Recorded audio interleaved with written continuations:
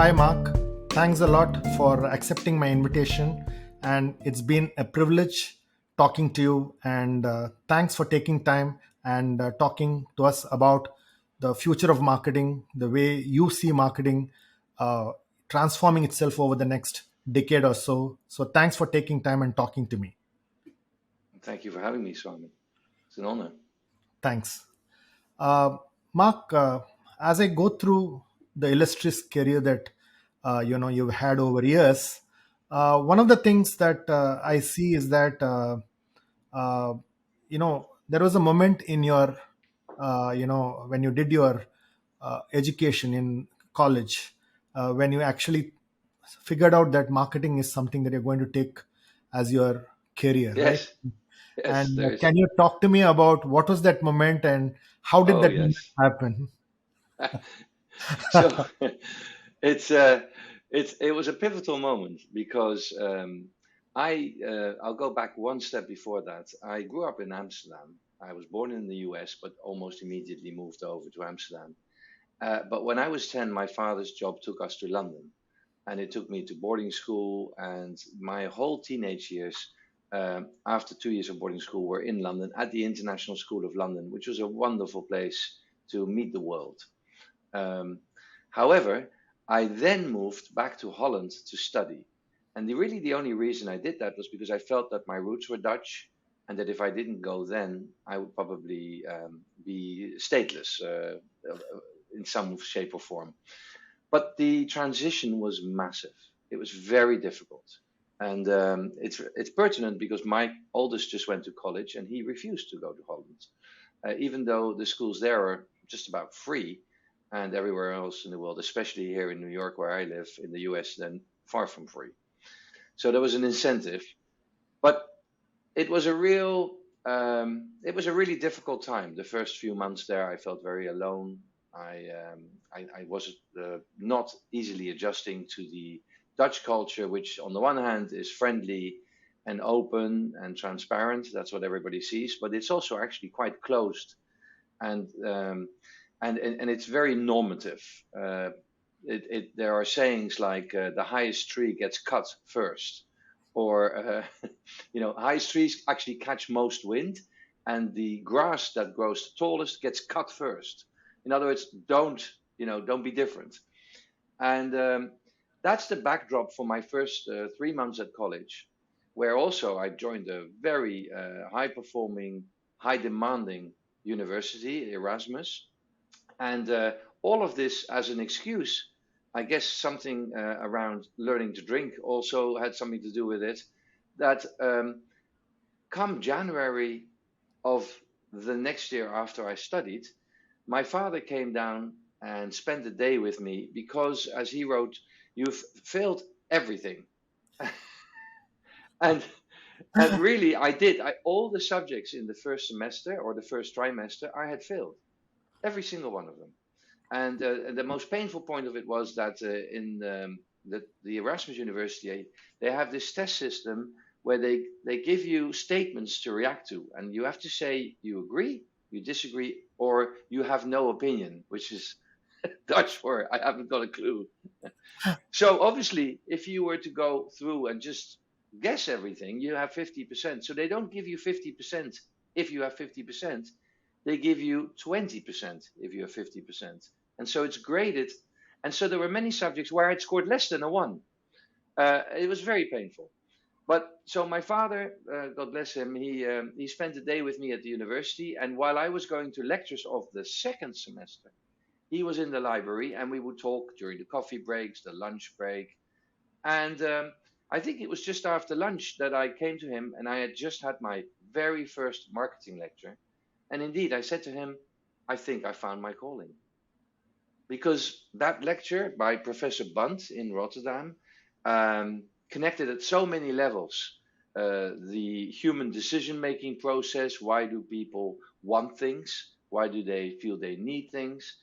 But also that there was a reply to that, that there was a way to think about that and commercialize that.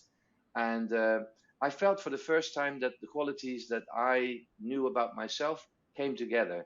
And so it was indeed, it was love at first sight, and it's been marketing ever since. Brilliant, brilliant. I think the story that you said and the way you kind of put that out was really, really interesting.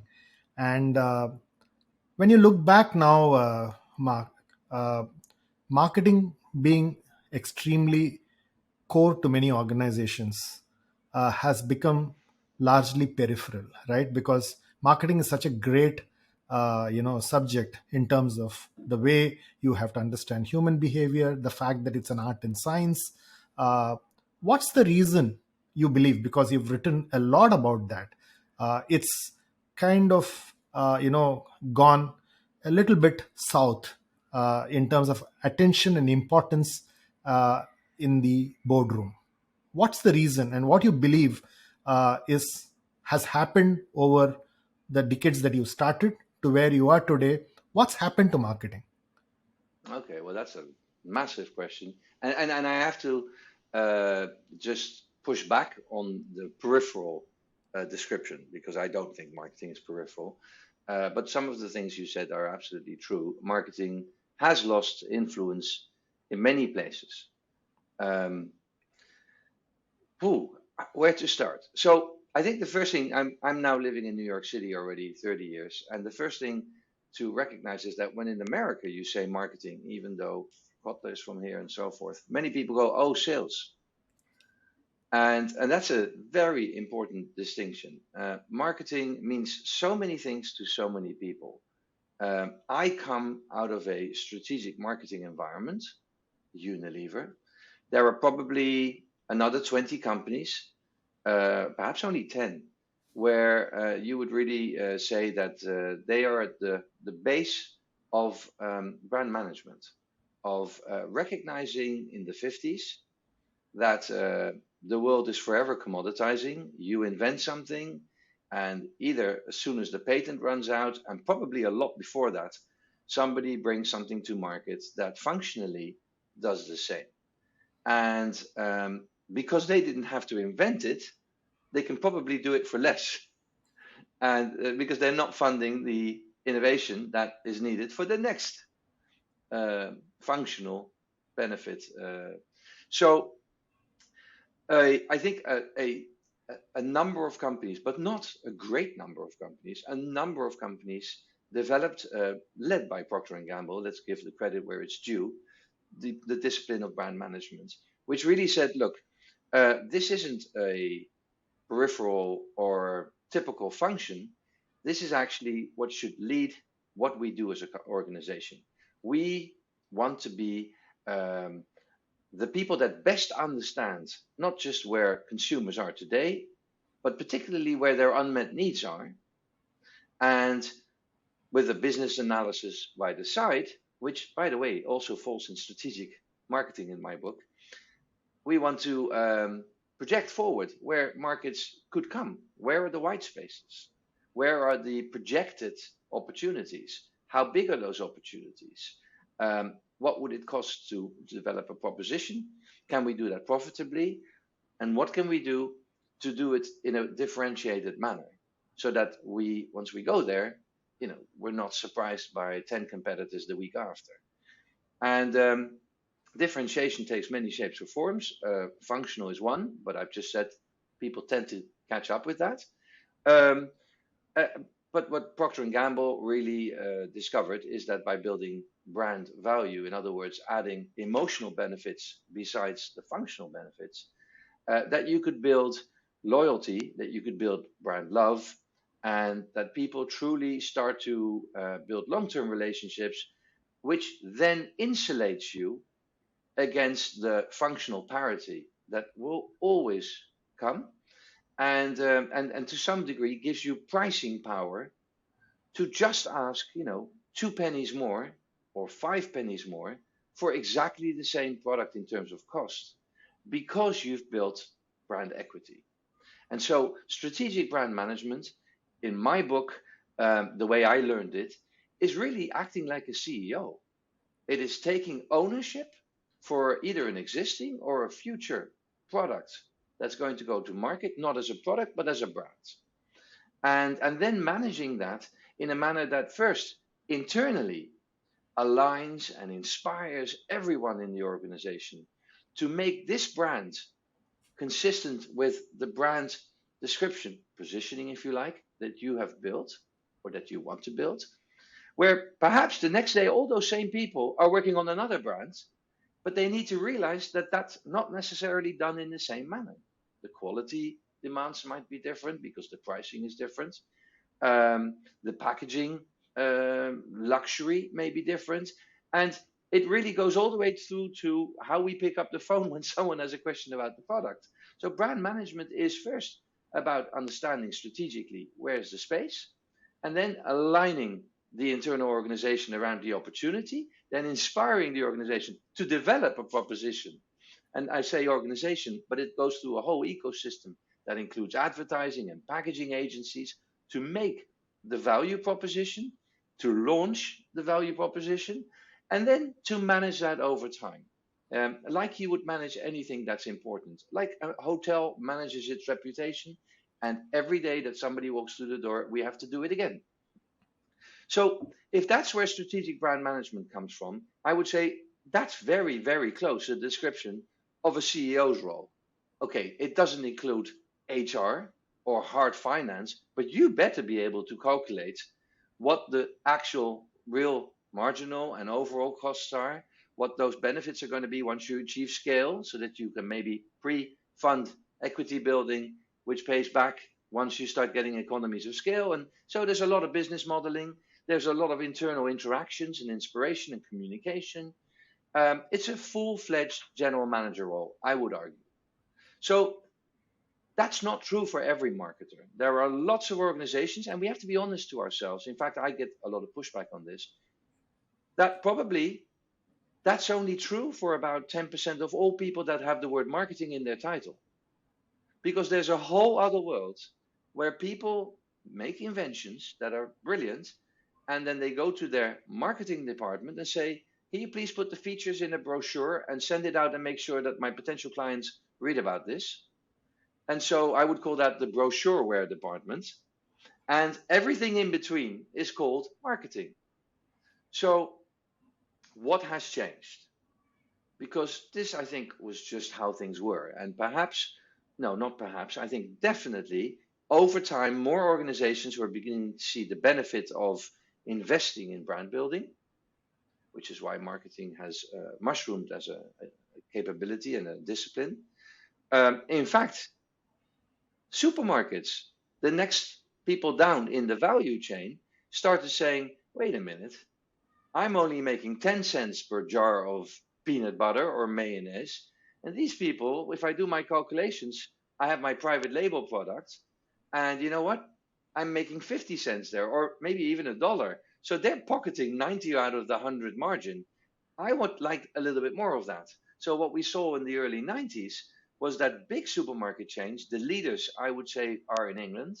The best supermarket, most strategic supermarket chains, Tesco, Waitrose, Marks and Spencer, who started saying, we can do that too. And so now if you tap any English person on the shoulder and say, tell me about the Tesco's brand, you're going to hear a very, very qualitative, high positioned product. They use the best ingredients. They're often at parity or better than what some of the fast moving consumer goods companies, or CPG as they say in America, create. And with it, they're taking massive chunks of the market. The average, I haven't seen the recent number, but in America, this has not happened yet. The average private label share in the big categories, whether it's washing powder or margarine or milk, the private label percentage, when I last looked, was about 15%. In England, it's up to 50%, right? My So, God. yeah, strategic marketing. And who were they hiring? Ex-Procter and ex-Unilever marketing people. Look at the marketing department of Tesco's and Waitrose. That's what you'll see in people's backgrounds. They basically said, we can play this game too. And why not? In fact, they can do it better because they control the shopping experience. So fast forward a little bit to, I think, the mid and late 90s, when suddenly we had this thing called the internet. And the internet, of course, is many things to many people. I think it took a lot of people a decade to realize it was more than porn. And then they started to recognize. I mean, I say that jokingly, but there was a moment at Unilever where I was tapped on the shoulder to ask to lead a internet innovation project. And when in Unilever they ask you to lead a project, you know you're on your way out. So it was internet. I was very worried. This is when the sun breaks through. I'm going Yeah. to enjoy it for a little bit. If you don't mind, I'll keep it.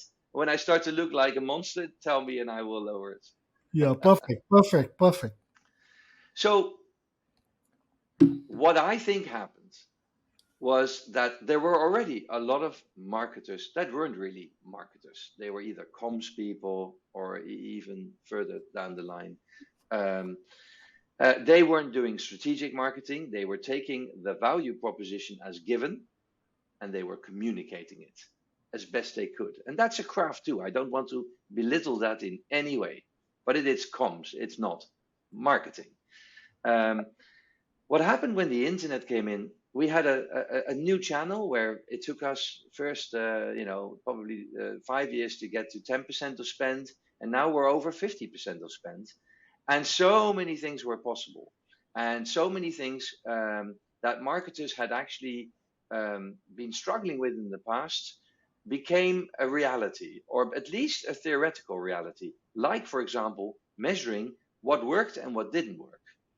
I think one of the real sort of downfalls of marketing in the past has been that we were the biggest spender of the organization. If you looked at a profit and loss, a significant chunk after cost of goods was indeed what we spent on advertising and other marketing expenses.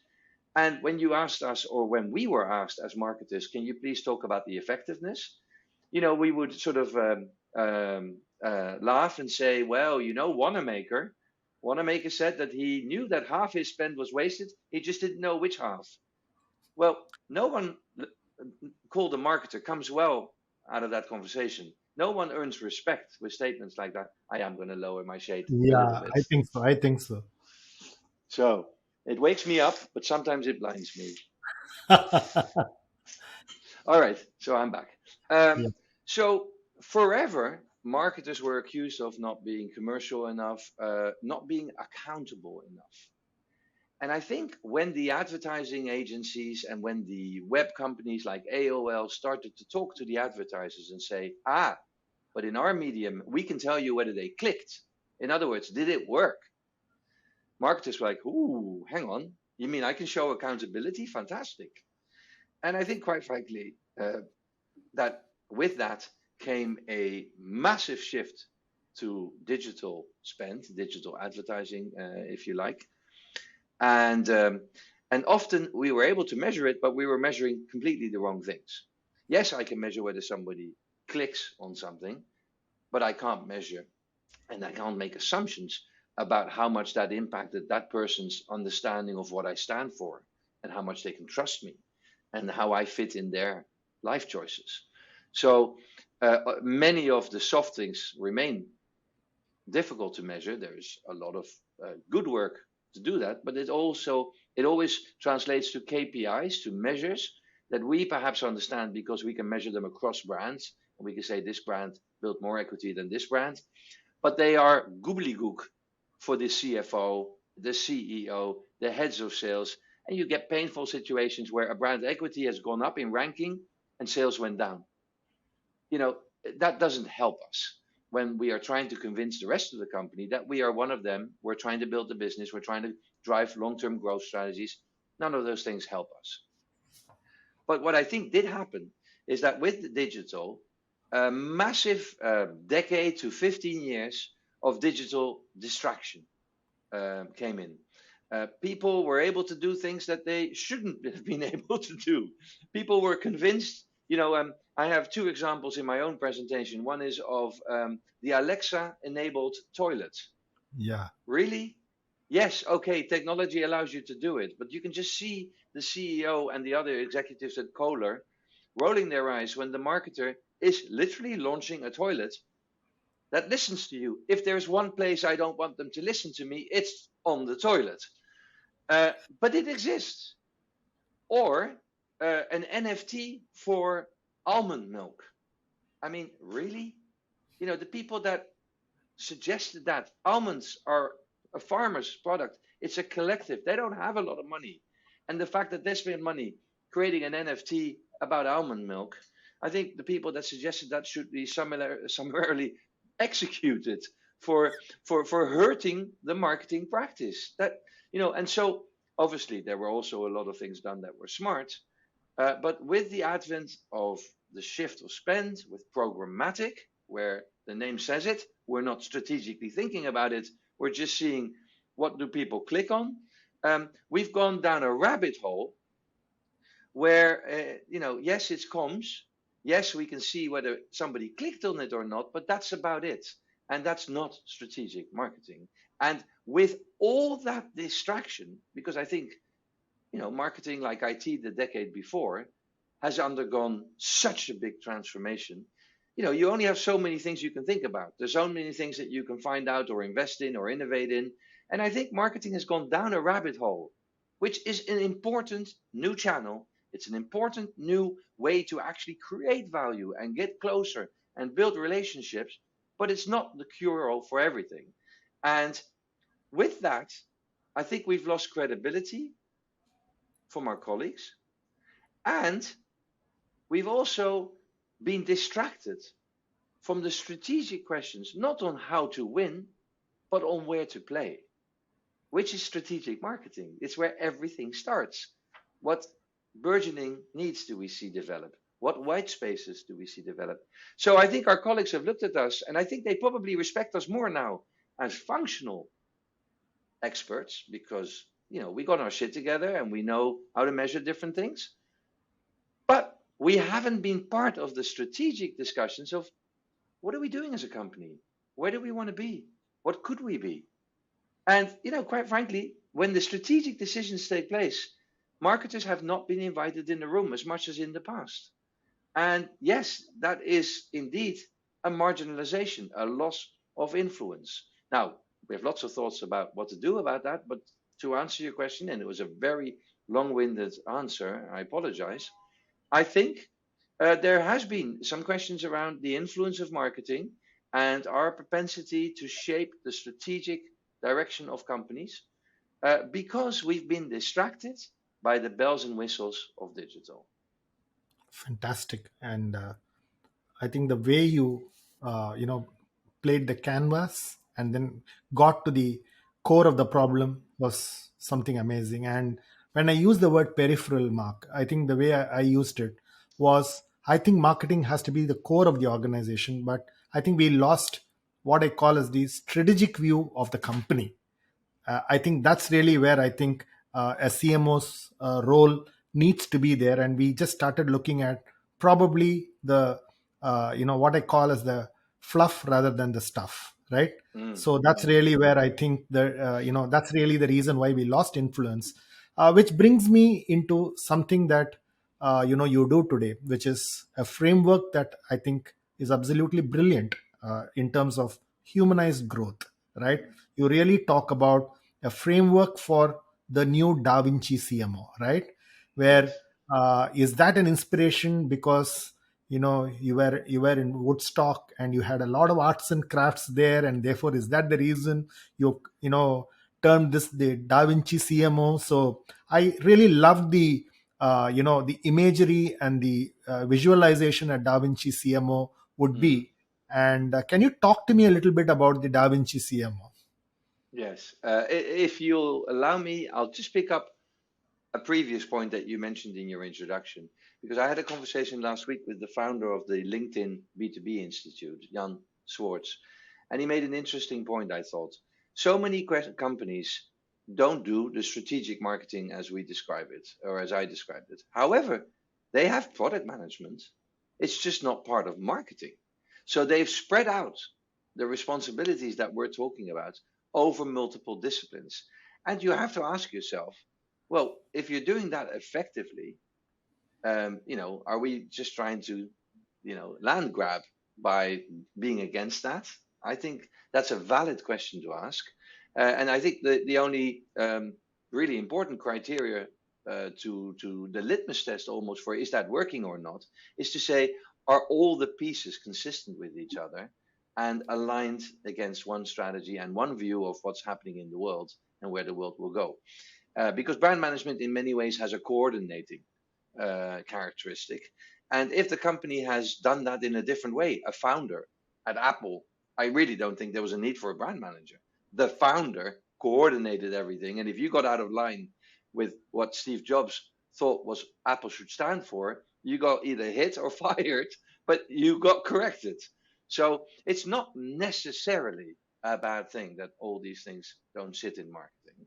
But if you have chosen to be a strategic marketer, and that's another point I forgot to make, over the last 15 years, while I described this transition, a lot of people have entered marketing that I would say are not strategic marketers, but they consider themselves real marketers.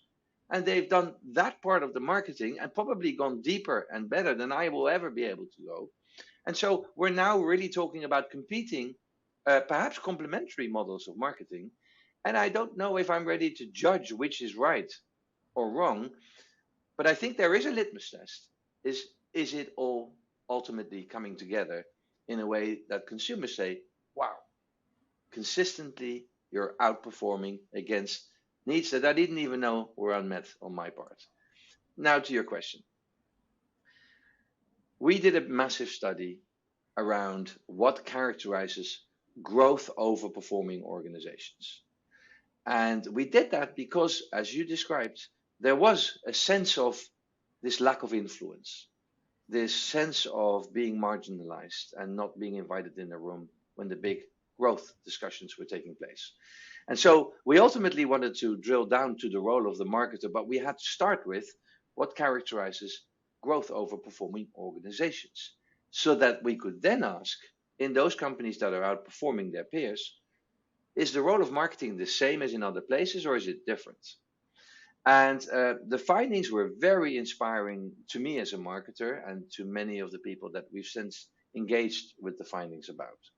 Because the study, and it's called the IRG Growth Study. I would encourage people to go to our website and read about it, the instituteforrealgrowth.com, identified that growth organizations that are outperforming think differently about growth.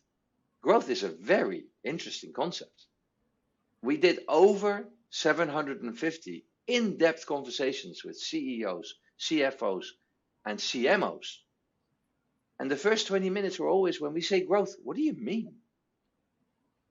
Growth, what? What is good growth? There's also a whole degrowth movement these days. Now, I happen to think that biologically, growth is a good thing, that we are programmed to evolve and growth, and that channeling that growth in a good direction is what actually gets stuff done on this little place we call Earth. But if we start there and then say, so what is growth? What we found over a quant and qual growth study, we saw that these companies talk about growth differently. They don't define growth in terms of Friedman's, everything is about the shareholder. Forget about everything else. Friedman literally in 74 said, the only social purpose a company has is to drive the profit of its shareholders. And we can laugh about that, but in all honesty and painfully, that has dictated the last 50 years of business. So many leaders have almost weaponized the ability, starting with Jack Welch at GE, that turned that company from being a socially caring, feet in the middle of society organization that was as big as America was itself, to one where people were fired even if they did their job well, but just because they were in the bottom 20%. And his dictate was, you fire the bottom 20 so that you create space. We've come out of 50 years of work where really companies said, if we do this, and then everybody else can take that money and they can spend it on whatever charity they want, but that's the role that we have in society. And we've seen where that has taken us. The metrics, we talked about how digital brought a lot of metrics for marketing to prove itself. Well, the metrics of capitalism Let's take GDP, for example. I think everyone listening to this organization would say GDP is a good thing. If you increase GDP, you're doing well. But actually, there's some really crazy issues with GDP. For example, did you know that when you cut down a tree rather than leave it standing in the forest, your GDP goes up? Oh, is it? A dead tree is worth more than a live tree. I have this from Paul Polman. It's not my original thought, but it was a shocking statement for me to hear the first time. Yes. Did you know that when you insulate your home against heat or cold, GDP goes down? When you throw away your food, GDP goes up. So many things are not right about some of the measures. So, what we've seen on the one hand is a 50-year period of companies focusing more and more on profit, and at the same time, more and more people and peripherals getting damaged, notably Earth. If I can dump my wastewater into the river without any penalties, I'm going to do that unless something else is guiding me. That's what GE literally did. Now it's being fined, but the system isn't closed.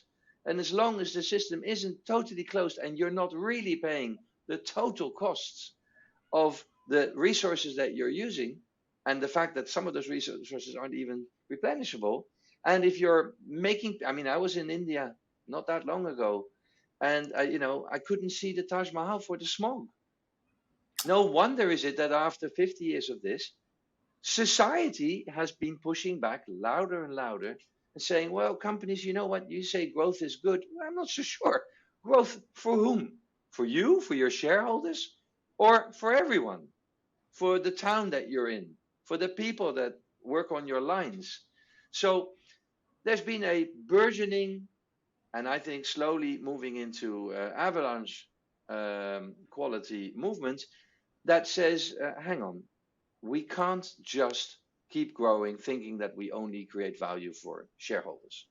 And I think Bill Gates gets a lot of credit for raising this in Davos in 2008. He said capitalism will be expelled if we keep doing this. So a whole bunch of different descriptors like conscious capitalism and caring capitalism.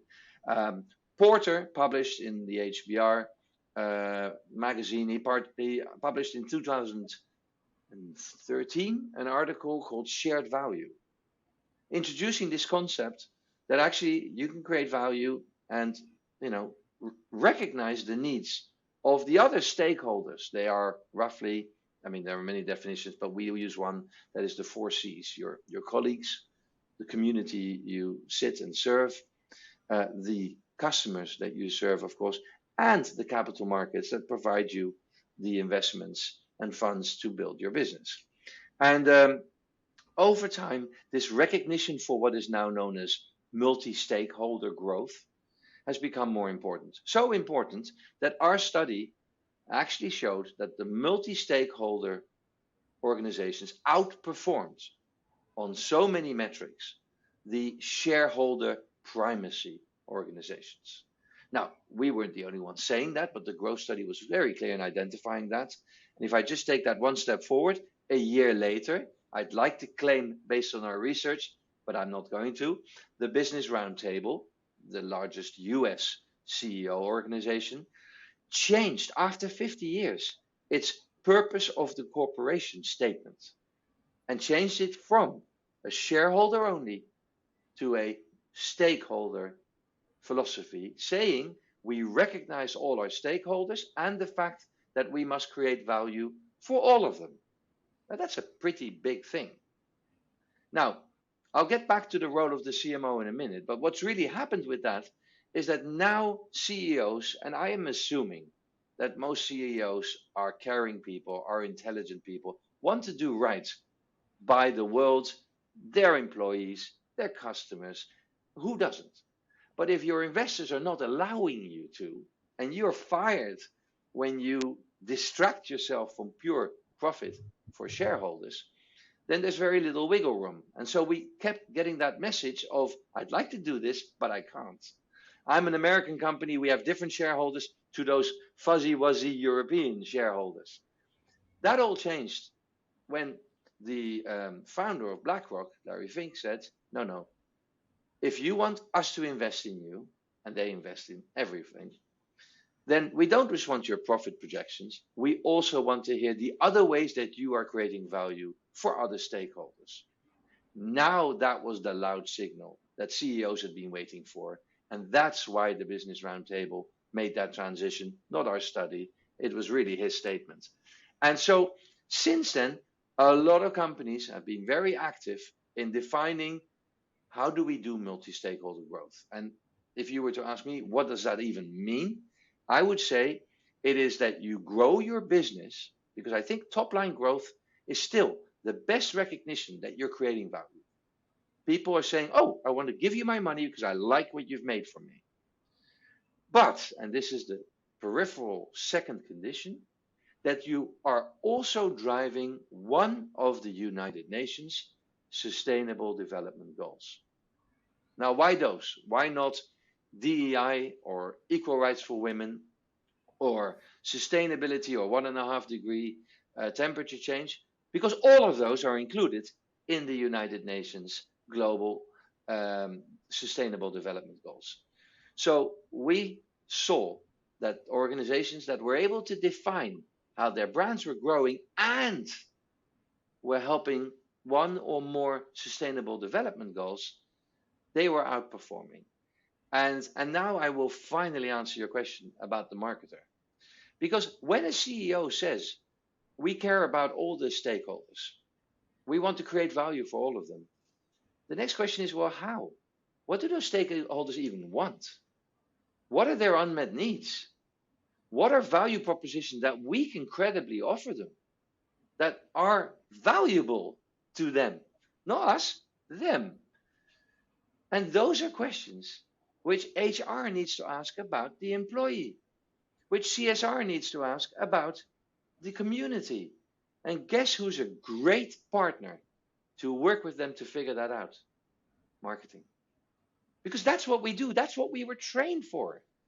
So what better to help the CHRO figure out the employee value proposition than saying, well, what's the touchpoint strategy? What are the unmet needs on short-term growth versus long-term safety and career progression? What is our value proposition? How important is our purpose in driving the reason why people come to work here for 8 to 10 hours a day? And how do we bundle that in such a way and communicate it effectively, not only to the people we're trying to hire, but the people that are already here and that we're trying to keep, so that we increase retention, build loyalty inside. And I can give you case studies for that and internal and external uses where marketing is partnering with the organization. So to now bring everything together, what we saw was that these real growth, we call it humanized growth, multi-stakeholder growth organizations were outperforming the companies that just thought about money, just thought about the bottom line. And secondly, that within these organizations, marketers weren't losing influence. Marketers were stepping up and increasing their influence by partnering both inside and outside the company to make that a reality. And those are the leaders of the future we call Da Vinci leaders. I'll happily tell you more about the Da Vinci profile and how it was developed, but my sense is I should give you an opportunity to reflect and perhaps rebut anything I just said. No, absolutely, absolutely. I think what this really brings about, Mark, is how does the CMO of the future, therefore, rewire himself or herself for this challenge that the CEO is throwing at him or her, right? Therefore, how do the skills need to get rewired? What are the uh, competencies that a CMO should have, and therefore, what do they prepare for themselves? Because if you look at a company, and I saw your great example of a company like an Adobe, which actually said, I'm a creative software company to a total marketing solutions company. Yeah. Okay. Or, the example that you talked about, I'm just not a pet food company, but I'm a pet care company. Okay, exactly. a larger platform, and therefore your ability to look at multi stakeholders is a big shift in mindset and thinking, not just for the CMO but even for agencies, because they just have to go beyond communication, right? Totally. Therefore, the most important skill sets and competencies that you believe are very, very important, and how do we train on them, and how do we ensure that we start having those competencies in our arsenal? Yeah. And I'm just reflecting upon your comment about agencies, because I think agencies have a very specialized role in helping find effective communication, creative communication messages to cut through the clutter of today, but they need to be briefed correctly. And so often, agencies have had to build additional capabilities like planners to compensate for the fact that the marketers weren't being strategic enough in the first place. What we've seen over the last decade or so is that agencies, in fact, the whole institution of planner has been decimated. Why? Absolutely. Because clients with this programmatic approach to marketing and media have cut everything into small pieces, and you pay this much to get this done, and this sort of sauce that used to be poured across the top, which was covered by the 15% fee over media, that was the one that paid for the planners. And often it was the planners, not the marketers, that were the strategic guardians of the long term health and positioning of the brand. Because the next brand manager would come in and want to change everything. And it was the planner that said, "Excuse me, we've been doing this for 35 years. Please go through the historic reel with us, understand what it is we stand for. Now let's have the conversation." Um, so I haven't thought enough about the demands on the agencies, but I think we can sort of wrap it all together as the marketing ecosystem. Um, I think the biggest message is really, if you don't want to be a peripheral function that gets paid to do a certain trick really well, but you want to be a strategic business leader, you need to think and act like a strategic business leader. And you need to earn your place at the table first before you can do anything that starts to feel like influencing the decision making process.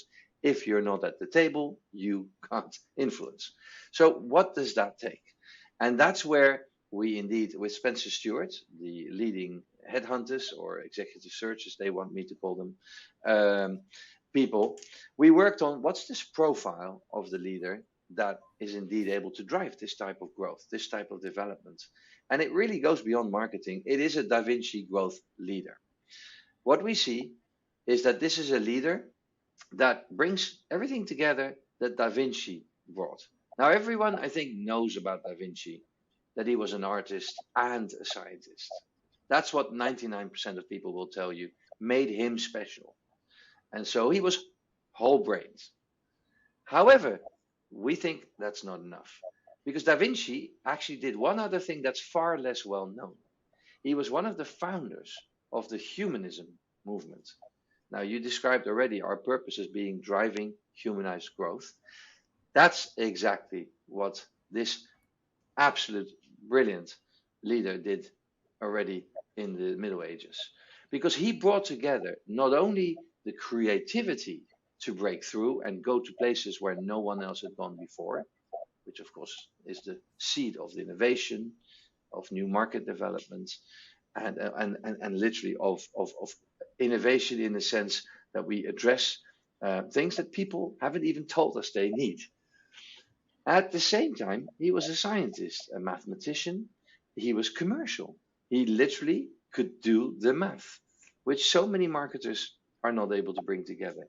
But that third aspect, left brain, right brain, was empathy, was humanism, was heart.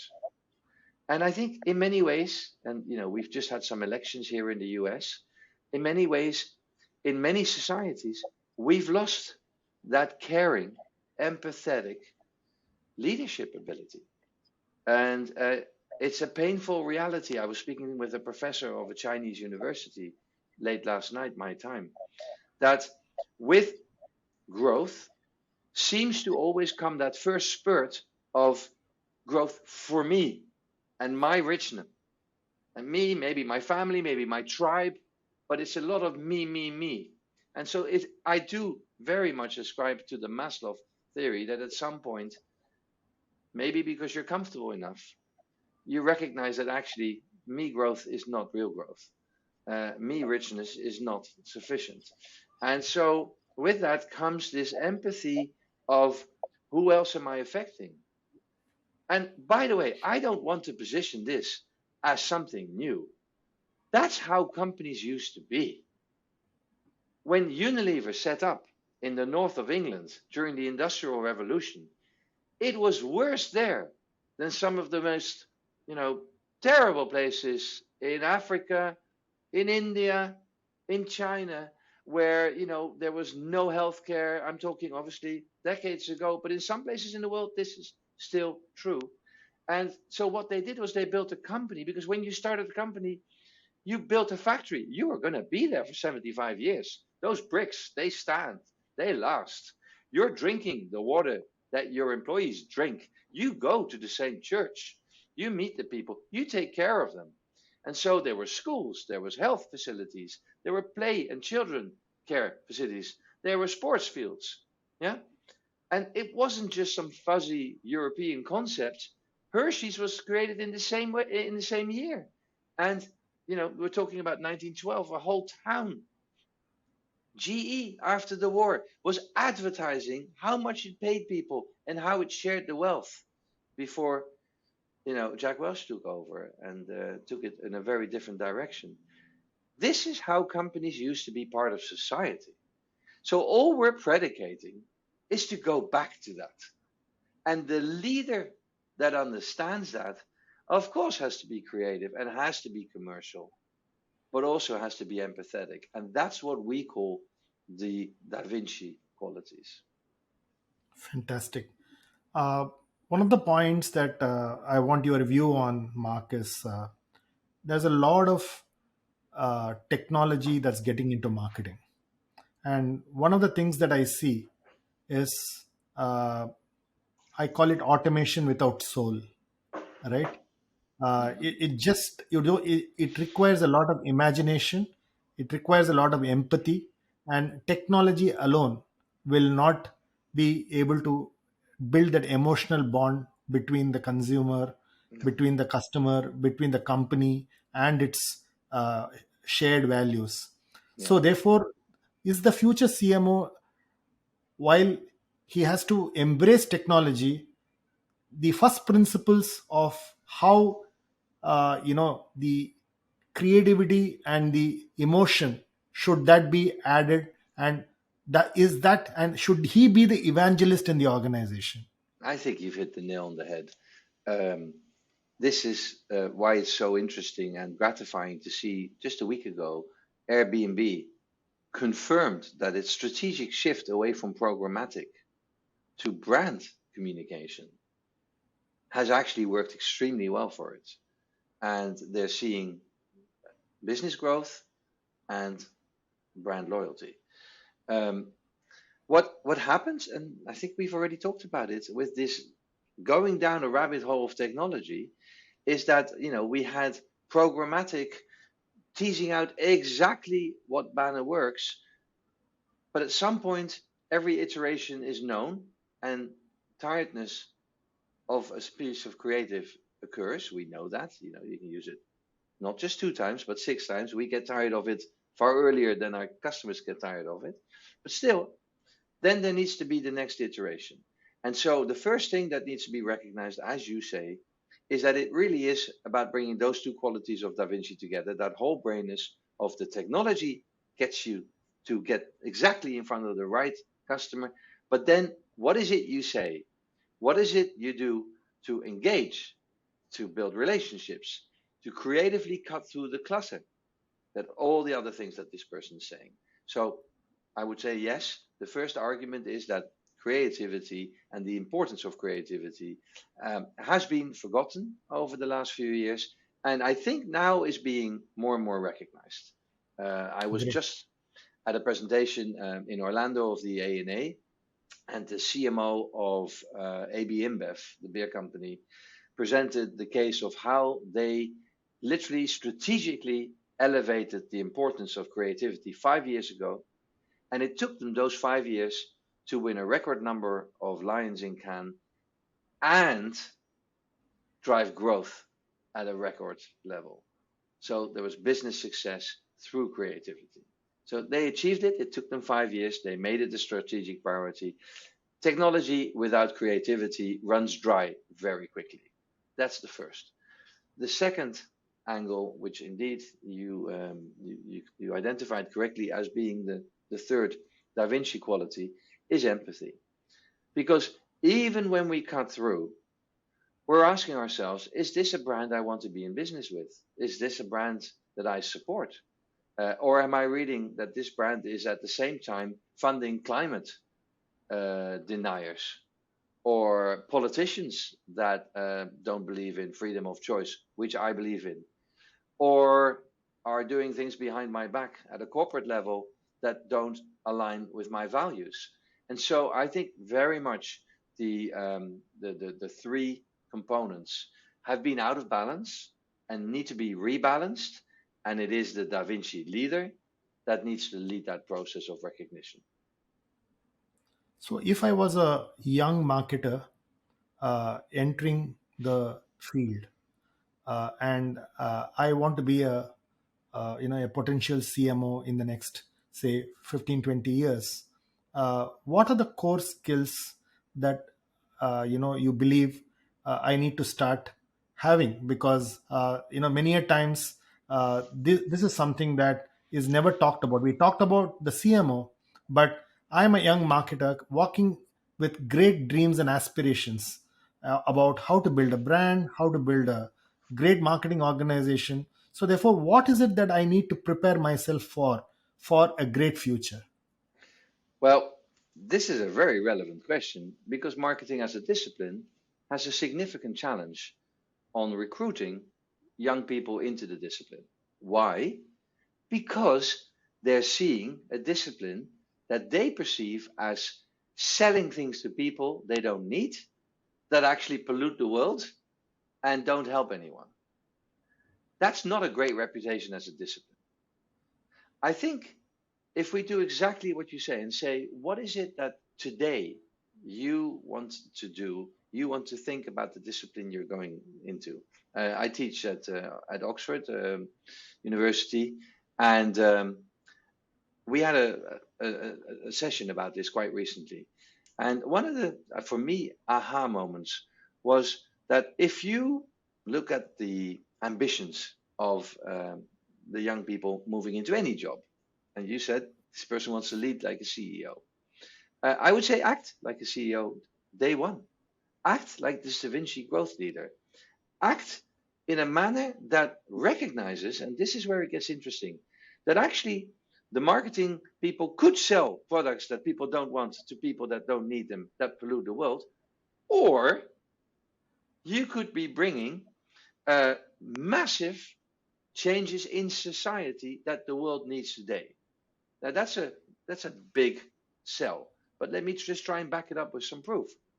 If you're going into a discipline where you can honestly change how billions of people in the world think, feel, and act, would that be interesting to you? Does that appeal to your ambitions? I would say yes. Well, that's what we do. As marketers, we absolutely shape how people think about everything. I can give you 10 campaigns, like the one that Always has in Africa, that helps fathers recognize that there is nothing stigmatizing about a woman having her period, about a 14-year-old needing Always, but still able to go to school. It's not as something to be ashamed about. It's not a sickness. It's the most natural thing in life. It's the continuity of the cycle, and it needs to be celebrated, but the person needs to be helped so that they can pursue a career and their schooling. Now, that is a educational task.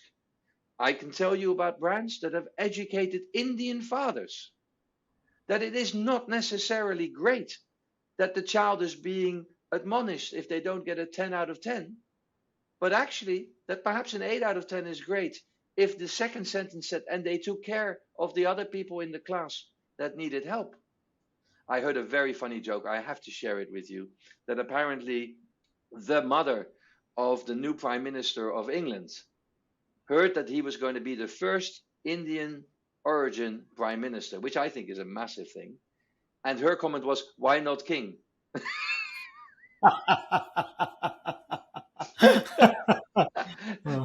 But so we as marketers, and many brands have done this, whether it's about the color of the skin or it's about stigmas around education and participation, we can shape how billions of people think.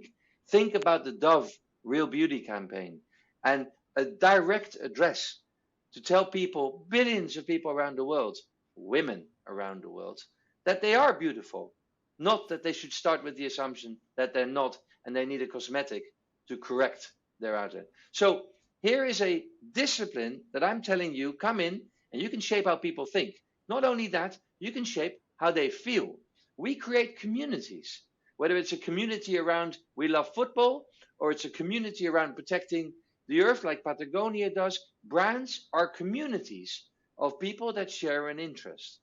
What Nike, communities that exercise together by buying a shoe, but also by literally physically joining together on the corner of 11th Street and Broadway at 7 a.m. because the app suggested that and there's 12 people to go running with. We can do that as brands and we can actually change what people do. Tide has managed to move millions, if not tens of millions of people to shift the temperature button on their machines from 65 to 35 degrees. Imagine the climate effect impact of that change. Colgate has literally gotten people to switch the faucet off while they're brushing their teeth. It might sound completely trivial, but it's not. Of the total footprint, sustainability footprint of Colgate, the running the water while you're actually doing something else was the biggest component. And by educating people and changing their behavior, Colgate marketers are helping make the world a better place. So my first part would be to say we need to change how we talk about marketing to these people, to ambitious young people that want to change the world. I think there's many of them. And when they hear this story, I think they will think very differently about entering marketing. Then when they enter, I think it really comes down to act the way that I was told to act when you started, which is pretend you're the CEO. My very first product was a coffee creamer. It was 10% of the brand's revenue. It was profitable, but it was a tiny product, which wasn't even a core product, but it actually made a lot of sense to have it in the assortment given the proposition. But I was therefore the CEO of a coffee creamer company. It had sales of, I think it was 12 million. It was in every store. I could see my products. I could think about how to develop it. And I truly talked to the production people one day, the innovation people another day, the buyers, because we didn't make it ourselves. It was just not strategic enough. So the buyers that were dealing with the suppliers. And all these things were in my job description day one. I was a mini CEO and it made me feel inspired. Act like a mini CEO. And this gets to the last point, which is a lot of companies have been acting differently for the last few decades. So they need you to speak up. They need the young generation to come in. And I think more and more often they're willing to listen. Half my work is telling senior leaders to listen better and connect better with the junior leaders in the organization who have this in them. So when you say, what should they do differently? First thing I would say is be themselves. Maybe you don't need to be so differently. Step up to the ambition you feel in your heart. Bring what actually motivates you to the organization that needs it. Be respectful.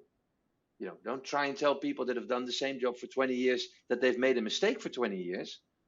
But be influential and practice your skills of slowly moving the oil tanker in a new direction, which is better for you, better for that company, and better for the world.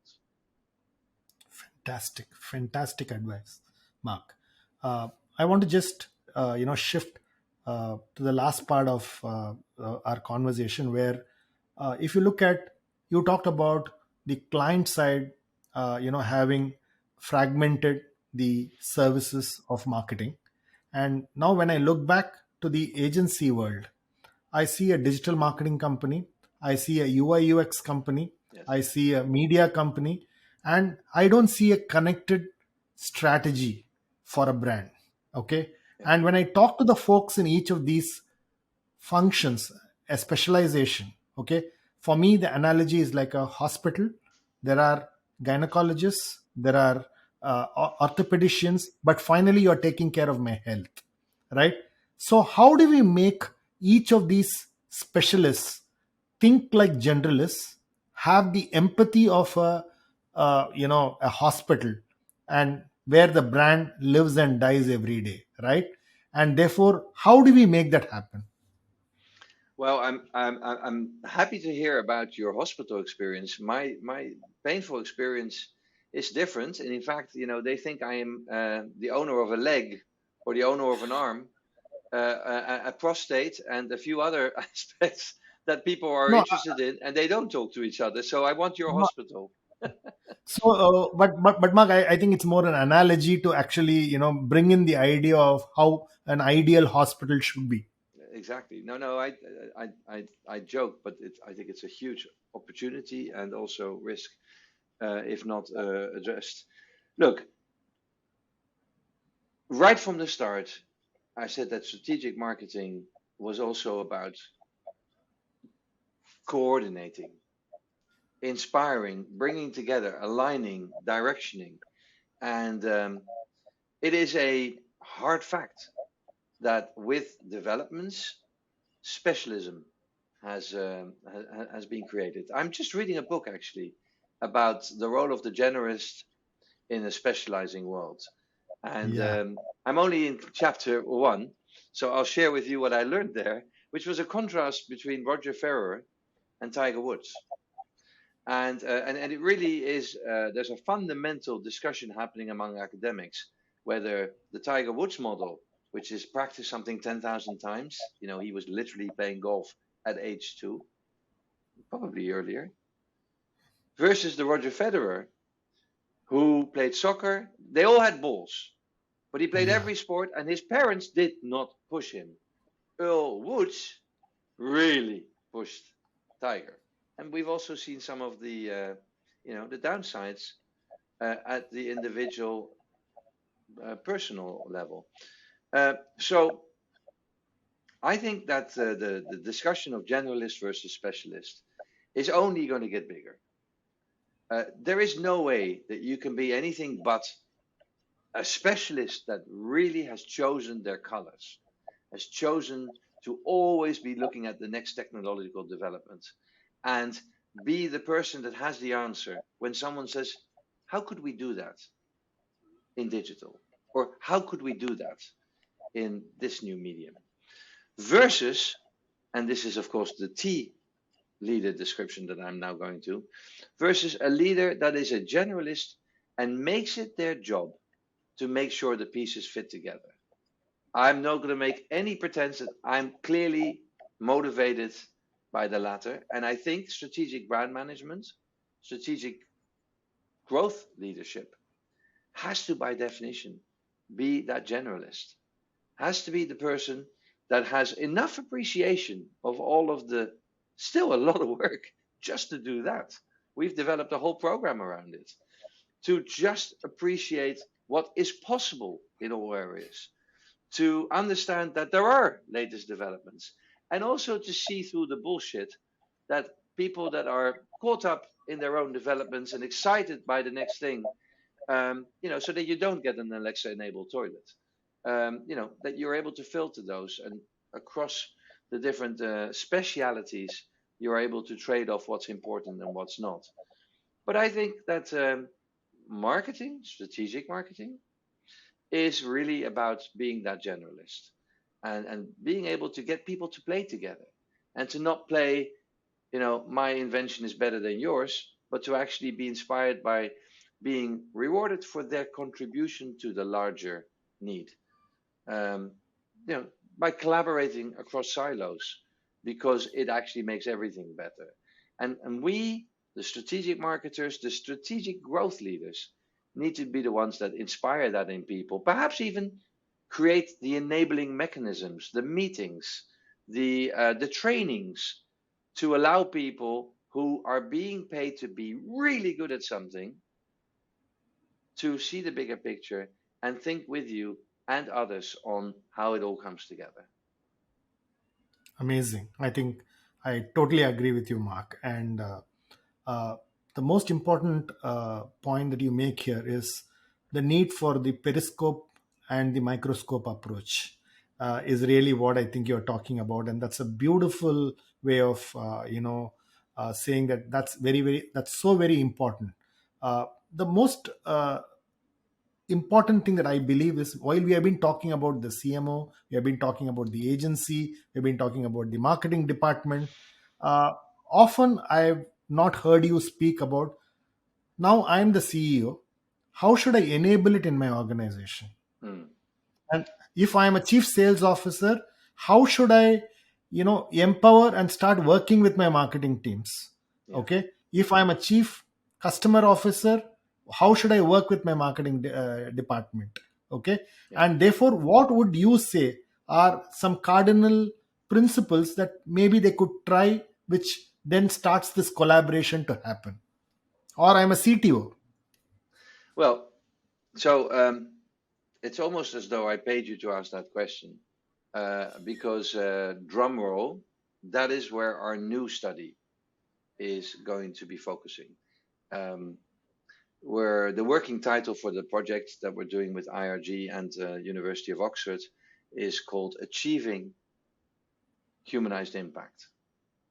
Um, what we mean by that is, when that declaration by CEOs was signed about the importance of multi-stakeholder growth, um, undoubtedly it led to a wave of new initiatives where people, organizations were trying to find ways to create growth for multiple stakeholders at the same time.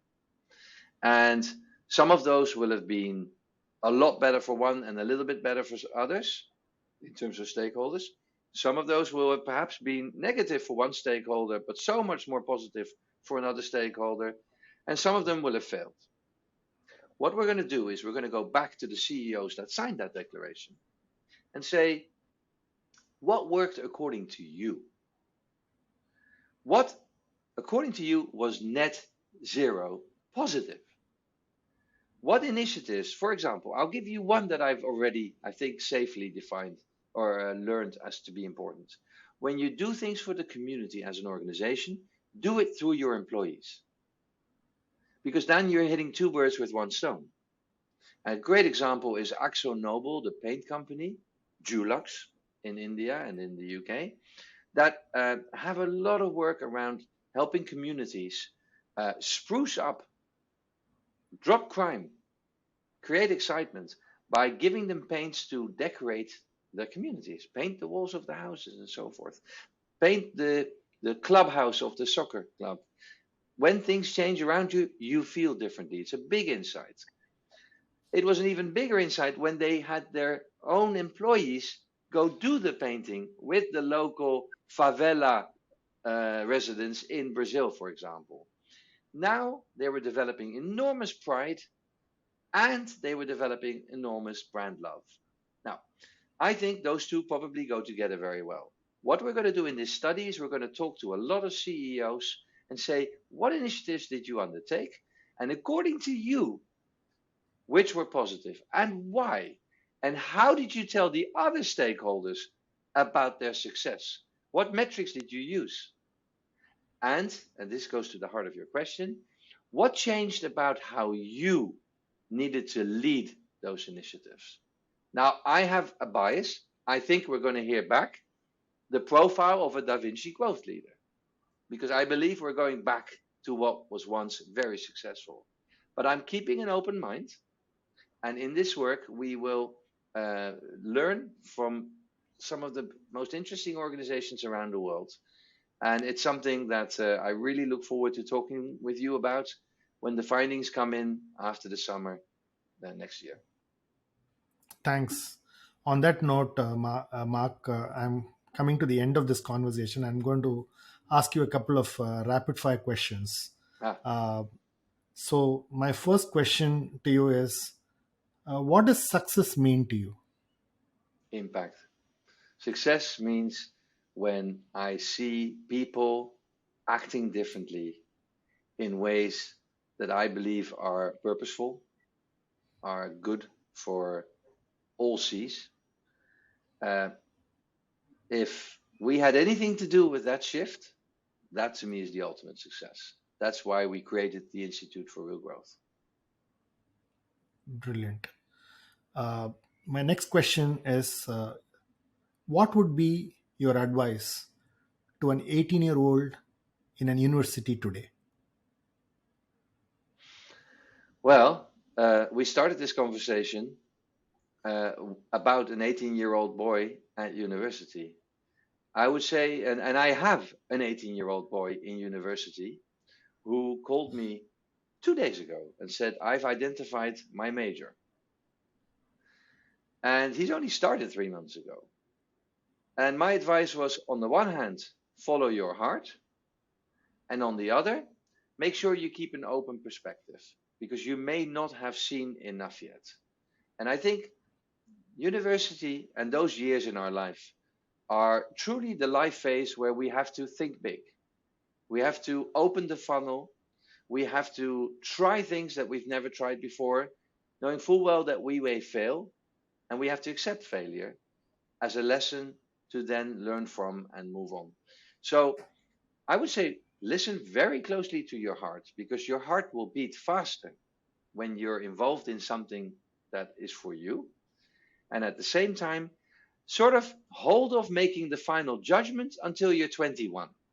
Give yourself 3 years to look everywhere and then say, I'm going to make a choice. Beautiful. I'm able to see a fantastic picture as you were talking. So it gave me a vivid picture of how I should be thinking about my career as an 18-year-old. Brilliant. You would have got a lot of advice over the years you have worked, Mark. Ah, And what's that one single piece of advice that you cherish and remember? that's also a very good question. And I have an immediate answer.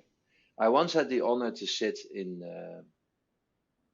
the Concorde, British Airways Concorde. It was an amazing experience. British Airways was discounting those tickets, and they were literally the same price as a normal business class ticket. So I convinced my boss at Unilever that really I wasn't wasting money by taking this flight. I was very honest about it. I did sometimes have to duck under the seats because a CEO from the company was there who would have said, "What the hell are you doing here?"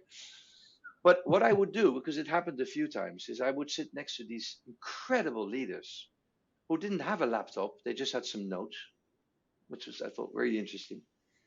And I always asked them this question. I was 35 at the time.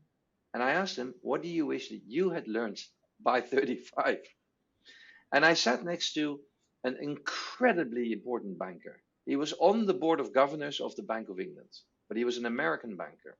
I don't want to say precisely who he was. His advice to me was, you seem like a smart kid. When someone explains something to you and you don't understand it, ask them to explain it again. But if you then don't understand it still, it's not your problem, it's their problem. And he then told me the story of how the bank that he used to lead had managed to avoid billions of losses that the competitors had gone into because he didn't go into derivatives. He said, I didn't understand them. I still don't. I know you can make money, and now we've seen you can lose a lot of money too. And I thought it was a brilliant lesson learned. If you're smart, don't doubt yourself. Doubt the person telling you the story that you don't understand. Nice. Uh, Imagine you were to organize a dream dinner and you were to invite 3 4 people who you would like Oof. to Invite, make them sit on the table and talk to them. Who would those three, four people be and why? Hmm. Nelson Mandela, Gandhi, and then probably Elon Musk, so that we are not agreeing with ourselves all the time. You can say about the man what you like, and he is wreaving havoc as we speak on Twitter. But a man that has gotten us into space has re engineered that we can reuse rockets and has brought us Tesla, has something to share. And I would be honored to be part of a conversation, probably mostly an observer, between those gods. Beautiful, beautiful. What's one thing that you believe in, Mark, that others don't agree with you on? Ha!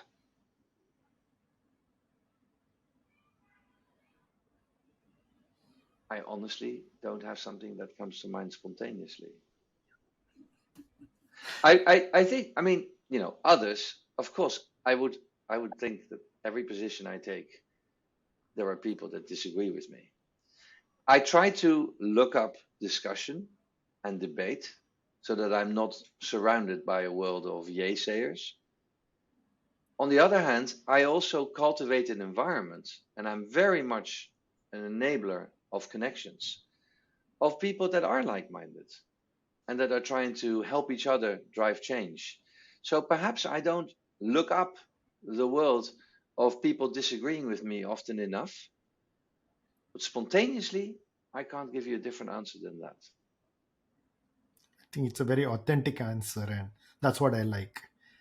So, my last question is, now that you've gone through a conversation on contraminds with me, if you were to recommend a guest who will carry the purpose of contraminds uh, over and over again for the next couple of years, who would you think you would recommend as a guest for us, who we will reach out and talk and carry this philosophy and legacy and the mission and the purpose forward?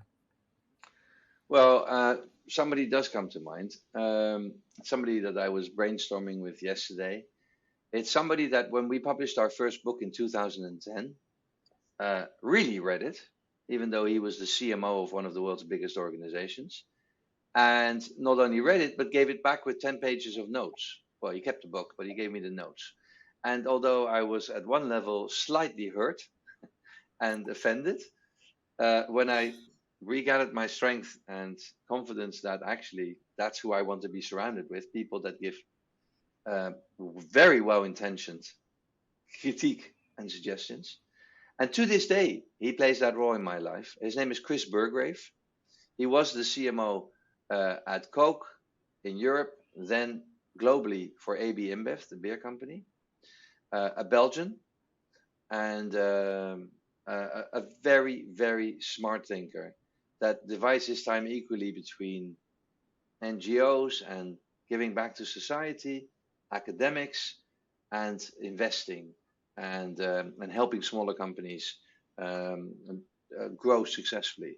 I think Chris would be a very good person for you to talk to. Thanks. Thanks. On that note, Mark, it was a pure,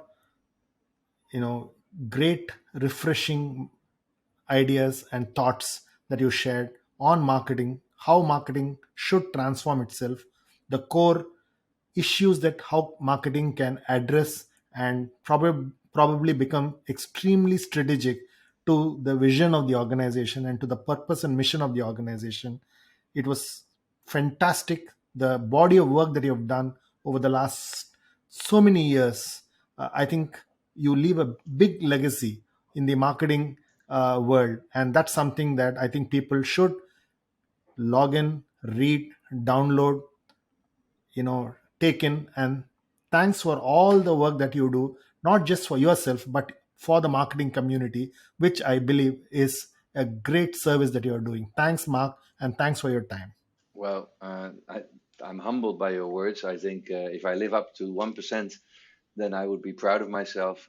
But I appreciate your comments, and I really enjoyed the experience of learning about you and your work. I think what Contraminds does is important, and then actually participating. So, Swami, it was my honor, and thank you very much. You are in your evening. I'm going to continue in my early day. All the very best from New York. Thanks, Mark.